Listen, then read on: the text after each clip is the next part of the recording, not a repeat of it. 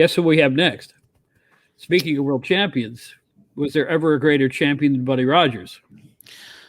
Wow. Buddy, of course, one of the guys that was very controversial. I mean, he did have an ego. He certainly didn't have any love lost with a lot of people. I mean, but to have Buddy agree to do the convention and then be able to actually talk to the guy on the radio before the convention was an amazing opportunity for me. You know, gave me cold chills back then, and I get them now just thinking about that. And I tell you how, the Buddy Rogers inclusion of Weekend of Champions 91 took place. I had the idea to bring him in, and I spoke to everybody's friend, George M. Macropolis, who gave me Buddy's number, and talked to Buddy. And it took a couple of conversations. And then when I said who else was going to be there and what this was, and Georgianne also selling it on her end, he agreed to do it. And he was gracious and he was great. But this appearance on Pro Wrestling Spotlight, his first appearance, and I think he did 2 or 3 of them on the show, was just very historic, leading up to Weekend of Champions. And this also took place, I believe this one was in August, right, Bob? That's right. This show is from, I'll give you the exact date on it. The show is from August 4th, 1991. There you go, Buddy Rogers. And I have my own little personal history with Buddy. He came up to the PWI offices at Bill Apter's invite at one point, and it was such a thrill. And he kind of took a liking to me, and I certainly, he was what a pro wrestler was supposed to be. He looked like one just walking around in public. He walked like a wrestler. He talked like a wrestler. He looked like a wrestler. He looked like a champion wrestler. To the day he died, he was always in immaculate shape and perfectly groomed and great clothes. And soon after that, I'm in a card in Philadelphia. I forget who promoted it. My memory isn't what it used to be, but I remember I'm taking pictures. PWI, you did everything. You wrote the stories, you took the pictures, you laid out the art, you did everything. So I'm taking pictures of an independent wrestler, and the guy doesn't really know how to pose. And here comes Buddy Rogers, who happened to be in the locker room. He goes, "Pally, I'll show you how to pose." And he did that famous pose where with one arm in the air and that little thrust to the chest. And I was like, my God, I'm in the presence of a legend here, right in this little gym locker room that we were in. I even forget the venue, but it was amazing. And even more amazing that at a subsequent card in Philly, he invited me to have dinner with him. Wow. I just walked in one of those restaurant bars at the airport, and he was sitting there. He says, "Why don't you sit down and join me?" So I sat down and joined him, and I had dinner with Buddy Rogers. So he was just such a nice guy and could talk wrestling all night long if he wanted to. Anything, the old days, the current days, he was up on all of it. And he was always Buddy Rogers, and that's what I appreciated about him. He was always the same, Pally. Pally, yeah, that was a good catchphrase as always. And he had that it factor. He had that indelible star quality it factor, the bleached blonde hair, the unbelievable physique, the charisma, the voice. And of course, a lot of people may remember him if you watch WWF and Rogers Corner. He was just an amazing gentleman, and what a thrill to be able to have associated with him. So we have a 2-part clips on this one. Okay. You want to get to it, John? Should we start? Let's do it. Let's hear from one of the greatest of all time, the one and only Buddy Rogers. Buddy, are you with us? Yes, I am. Good morning, sir. How are you? Good morning, John. How are you? Oh, we're doing pretty good, and we're joined in studio by one of our correspondents, Don Liable, from upstate New York, who, of course, has followed your career as well. And we're just 3 short weeks away from perhaps the biggest wrestling fans convention ever. That's the Wrestling Fans Weekend of Champions, and it wouldn't be a Weekend of Champions without Buddy Rogers there. And first and foremost, we're very, very happy that you're going to be joining us that weekend. John, it's going to be a pleasure to be there. The main thing is for you to get me out of this beautiful world called Florida. Yeah, right. And you know I'm a sun worshiper. Yes, indeed. I love that beach. I only live a half a block from the beach. For you to get me to go up there on this autograph session, it's got to be a big thing. Well, we're going to be there with a couple of people that I think you're familiar with virtually all the other champions in the room. Lou Thez, who you've met him several times in the past in the ring, Yeah, haven't you? Lou was a super, super guy and a great champion. And, of course, Bruno Sammartino, and you guys have had your wars, certainly, in the past, and you'll be there with Bruno. And one of the other gentlemen that'll be appearing with you, buddy, is the guy that calls himself the Nature Boy today, and he's a 7-time world champion, Ric Flair. I want to ask you a question about Rick first. That question is that you gave him permission to use the name Nature Boy, didn't you, at one time? That's right. And between you and I, he done a superb job in the field of wrestling. And I do feel that, well, you know, they say emulation is the greatest form of flattery. Yeah. Well, he copied my hold, the figure 4 grapevine, which I invented, and he copied my style of wrestling and copied my name. And all the way around, he did a superb job, and I will say this, I'm very happy for him. I hope in the future that they don't destroy him, because he has built a super reputation, and right now he's in a position that if he isn't careful, they could destroy him.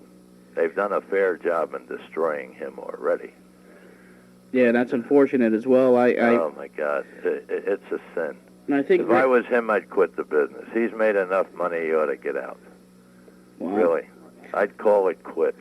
But you know what, buddy? You know, all the fans out there that enjoy wrestling and enjoy wrestling as respect the ability of various wrestlers. Ric Flair, there's nobody like him out there right now here in the United States.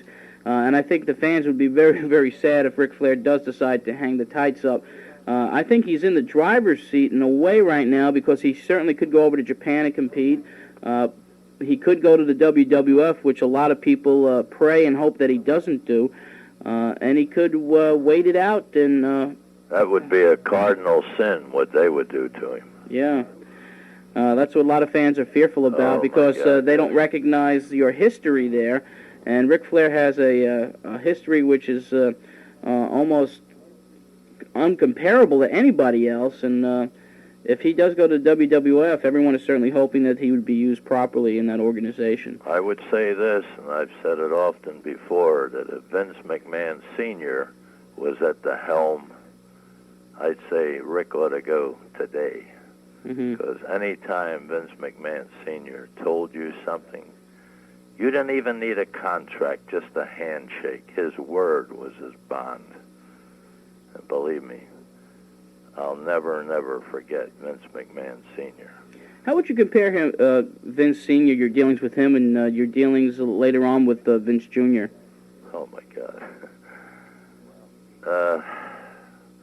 Well, let's take it this way. Vince Jr. will never, never be a Vince Sr. Never. The first thing he's got to learn is what fidelity is. He's got to learn that his word is his bond. And up until he learns that, he'll never make Vince Sr. In fact, I worked for Jess McMahon, which is Vince. The grandfather. Yes, I worked for him.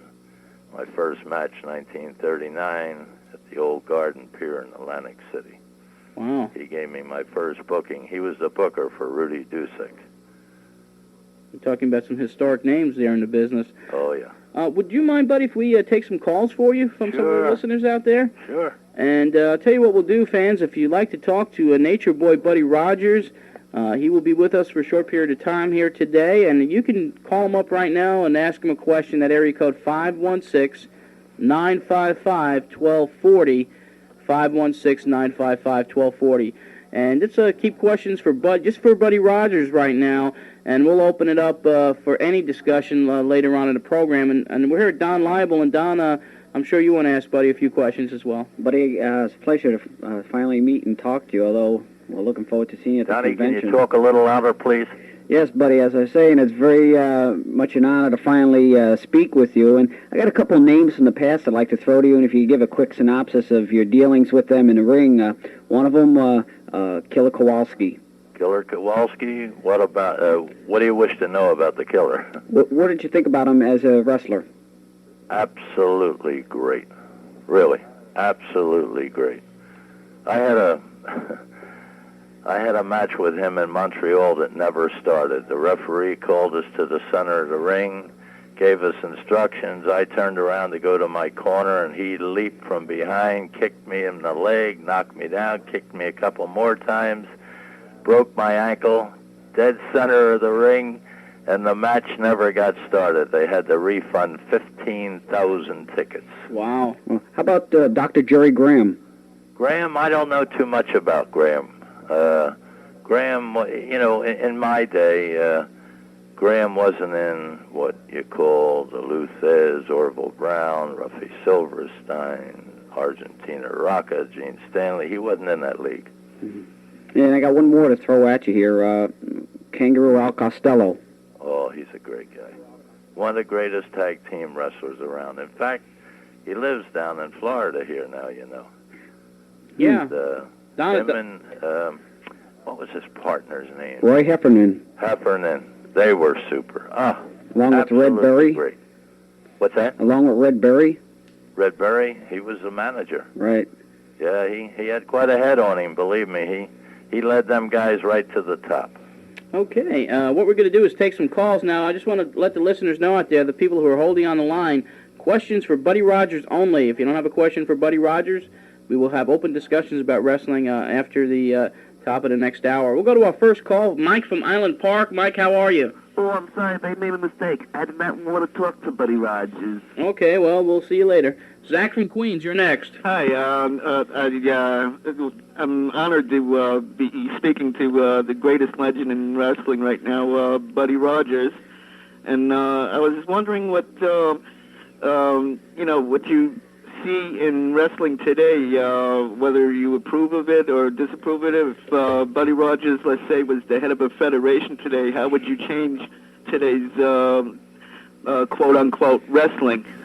Well, I can speak for both the NWA and the WWF because I was the champion of both of them.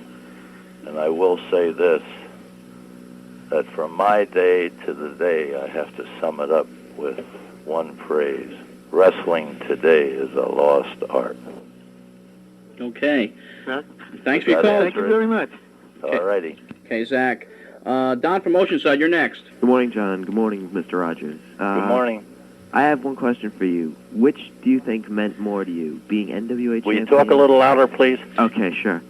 Which do you think meant more to you, being NWA World Champion on a number of occasions or being the first ever Worldwide Wrestling Federation champ? Well, I took them both the same because at the time they both meant, you know, the championship. And I will say that I can't believe what they've done to destroy the NWA. That took a lot of hard, idiotic work, believe me. The NWA was the first. WWF came last. And believe me, the NWA, right today, a group of promoters should throw a pile of dough in a kitty and start that NWA up, and I'll guarantee you that NWA will always be a great title. Thank you very much. I don't care what they call the new championships. Good God, they've got them around now. I think they're running out of letters, and they're running out of championships. Yep. Well, the NWA title certainly a title with a strong history. Don, you want to join in here? Buddy, do you think there are too many championships that it dilutes the world championship? Let me tell you. You know what they ought to do? They ought to take all the so-called champions or all the would-be champions, hold a tournament and have a boiling pot and have use the Big Apple, use the Garden, and have them all meet, have a tournament, and come out with one great champion. And believe me, that's what the business needs today. The only ones that believe what's happening on TV today are the young kids who don't understand what's going on. They don't realize what's happening to them. Yep. Well, listen, we have a special guest caller calling in here. Barry Ross, he's the president of the Hulk Hogan Vitamin Company. Right. Okay, Barry. Yes, John. You're on with Buddy Rogers. Buddy, I just wanted to call and say my father took me to my first wrestling match at Sunnyside Garden back in 1962, and you were the headliner of the card. And I wanted just to pay homage to one of the truly great champions and truly great entertainers of all time in the sport. Thank you very much, Barry. I'm president, as John said, of the Hulk Hogan Vitamin Company, and I'm also very good friends with Hulk and work very closely with him. Okay, that's clip number one. I'm really sorry that Buddy pulled so many punches in that interview. He just laid it out there, didn't he? No, he didn't hold back. No. Not at all. And I was really happy that he didn't. That he spoke from the heart. He spoke his opinions. That's at the point when Flair was. That was 91. I'm trying to figure out what the NWA had done. Flair hadn't left yet, I don't think, right? When that was recorded? Flair was just about to leave. But he was gone. He was technically fired on July the 7th, I think. And basically we covered that on Pro Wrestling Spotlight on that particular episode. And then, as far as the NWA brand goes, it was being phased out by WCW at the time. And, but that legacy was kind of diminished, and that's what Buddy was talking about. Obviously, is that it was a brand, it was a legacy, it was a company that was the oldest one, and he spoke from the heart, and it was a cool segment. Well, that period of the NWA was such a mess. I mean, I don't want to speak badly about anybody, but it was disjointed. They were trying to copy WWF in ways that just were falling flat left, right, and sideways. And I don't think they knew which end was up at that point. And if you ask anybody who was around at that point, they probably agree with that summation of it. It was just disjointed completely. Well, it certainly was. Yeah.